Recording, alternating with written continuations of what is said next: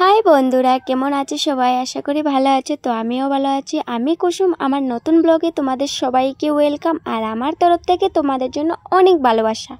তো তোমরা সবাই কেমন আছো আমাকে বলে দিও। আর এখন আমরা রেডি হয়েছি, বেরিয়ে পড়ছি। দেখতে পাচ্ছ বারান্দায় লাইটের সামনে দাঁড়িয়ে দাঁড়িয়ে তোমাদের সঙ্গে কিছু গল্প করছিলাম।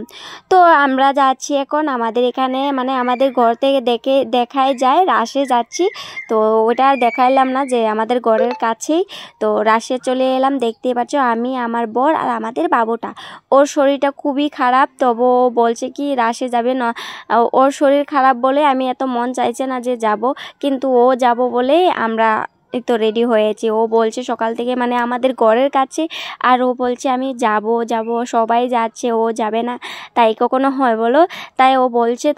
ওর পাপা আসলো, তারপর আমরা রেডি হয়েছি। তাই 10টাই প্রায় বেজে গেছে। তাই গেছি, গিয়ে দেখলাম, দেখো এখন আরম্ভ হয়নি, নাচানাচি হচ্ছে। তারপর দেখো এখানে নাচার পর এক ভাবি নাচছে, তো ভালো লাগছে না।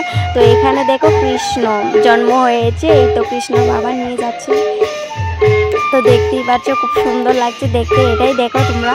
আর আমি কিছু মানে ভিডিও করতে পারিনি, আর লজ্জা লাগছিল। আর বলতে গেলে এখানে গিয়ে মানে খুব ভিড়, কি যে দেখলো লোকে আমি ভাবতেও পারছি না, কি দেখলো কি করলো। মানে কিছুই করেনি, এখানে মূর্তি নেই, কিছু নেই, একদম মানুষে সব কিছু সেজে গুজে এই তো নাটক করছে, এগুলোই তো কৃষ্ণলীলা করছে। তো সবাই দেখতে থাকো। তো ভিডিওটা কেমন লাগলো প্লিজ লাইক কমেন্ট শেয়ার করে দিও সবাই। আর দেখতে থাকো, এই জায়গাটা মানে এত ভালো লাগছে দেখতে। আমি প্রথমে ভাবছি এত সুন্দরভাবে আসছে, কৃষ্ণ কানাইয়া আসছে। তো আসার পর দেখলাম একটা পুতুল দিয়ে কানাইয়া সাজিয়ে নিল।